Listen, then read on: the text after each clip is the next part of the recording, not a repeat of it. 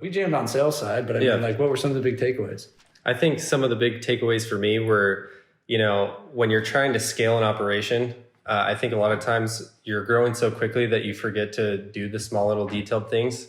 But that's what keeps the growth going, and that's what like helps you get to that next level. And so I think one of the biggest takeaways that I had from today was, sometimes it takes one step back to take two steps forward. Yeah. We had talked about like the little cocoon and the butterfly analogy, and sometimes you see reps that they really want to get to that management level and they want to help grow the company, but they're not willing to take the step back and potentially lose some income in order to help other people gain that income to then get to that next level. The most common thing we see, and listen up, if you're a sales rep trying to become a manager, you're a manager that's in this, we call it the tunnel, where you're like, man, I just am babysitting, and we're right before the summer where a lot of people are going to go through this dip. You know what I mean? Last year they were the top rep, now they got 20 guys, and then they're going to sit there and babysit their production dips. They're like, crap, I'm not selling, I'm spending all my time doing this. For how much? Like $10,000 extra on an override, you know what I mean? Like, or whatever for the summer, like, or whatever that looked like for them.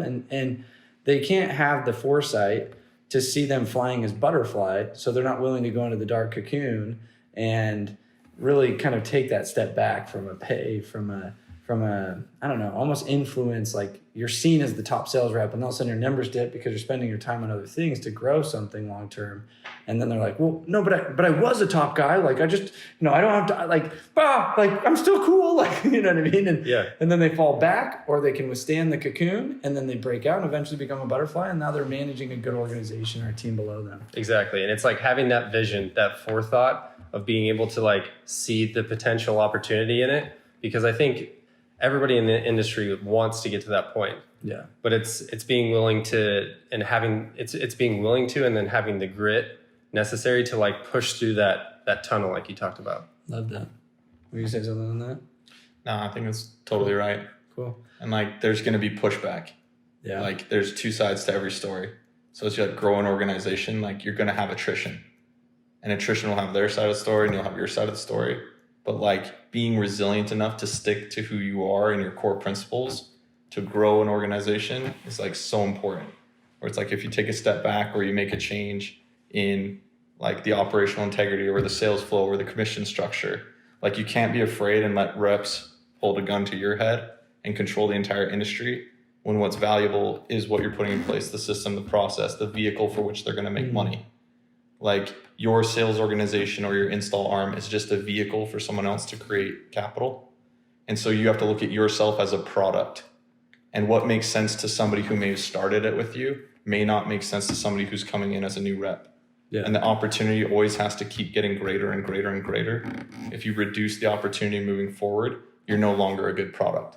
And so viewing your business as a product for sales reps is like a key fit to culture, where it's like they can come in and implement themselves into your systems. Have you seen, like, obviously you can't be that perfect, well-oiled, and obviously you'd have me out here to come help with that, and then it's a continued journey, like you're like not satisfied with where you're at, or else we wouldn't be in this meeting. But like, have you seen with time, you're almost like, darn it, if that one rep would have come now where we're at today, he would have been awesome. But he came like a year ago when we weren't so cool. You know what I mean? Like, darn it, I unfortunately, we couldn't supply that product or that environment that he needed to perform here. And as you get better, have you noticed it's easier to retain those guys, or it's easier to attract those guys? Or 100%. Like momentum's a cruel mistress, right? So it's really hard to push that snowball up the hill. But then once you get to the top of that hill and it starts rolling down, it's like you've got those systems in place, you've got the people in place, and you've got the network where success breeds success. Other people come into the organization and they see all the success your current guys are having. They're able to just join in on that momentum, have like immediate success, and it kind of helps you scale even quicker because they step right into something that's like working. It's awesome. Also, it's like the proof of concept, right? When you start an endeavor, it's just an idea. When you prove the concept and you have tangible, growth, and people can see how much someone has in their bank account, not versus what they were promised. Like that's a powerful motivator and recruiting tool for reps. It's like proof. right? Yes, Proof yeah. of concept, proof of Showing payment. those 1099s. Yeah, no, but it's so funny because it's such like a classic way of recruiting. It's like, want to see my back end? You want to look at my 1099? It's kind of like, you know what I mean? It's Right. Like, yeah. well, what I was saying is, but there's a reason why that works. It's kind of like, I mean, I could fake to you what the government owes in taxes, you know, in like this is the real document. And what's interesting is I consult a lot of businesses where they use other industry proof where it's like, but our top rep is making 60 grand here. But in theory, working in solar, roofing, pest, whatever that is, you can make 300 grand or 500 grand or whatever, but you recruit off of this. Well, there are people in the industry making 700 grand, but it's like, Right.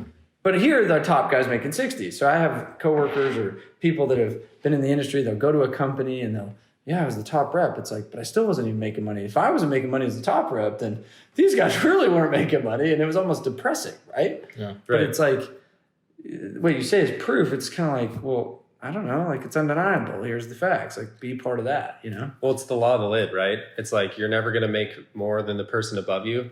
So surrounding yourself around the right kind of people, right? Your network is your net worth. So I think talking about momentum and being able to recruit guys easier and stuff like that, I think it helps when you've got a lot of people that are having success, that it's like, all I have to do is just copy what this guy's already been doing. Yeah. Like I can do exactly what he did. That's cool. I think also like the marketplace is super vast and everybody knows everything now. Like everyone has all the information. So like anyone can make you a promise, but like a promise unkept is worthless. Yeah. Like a promise kept is meaningful. So it's like if you keep your promises and you actually can show someone what's in their bank account, not what they were promised, right? If those three things don't match up, there will never be like reciprocity between the reps and the sales company. I like that. Yeah. If the sales company and the reps can match up between with what was promised and what's in their bank account, like you retain and that snowball starts to roll, like Judd said. And then it's like not about us anymore. It's the success of the guys. Yeah. And it's all about them and what they've done because we've pushed the snowball and those guys have just continued it on. I like that. All we have to do is continue to keep our promises to the guys. And that allows them to go recruit the world based off their own success. And like all the success is theirs. It's not ours. Mm. And I think a lot of Beautiful. times, like when people are recruiting, they're recruiting on like the success that they had and they want to be your manager or whatever. And it's like, what kind of success did that person like help others create?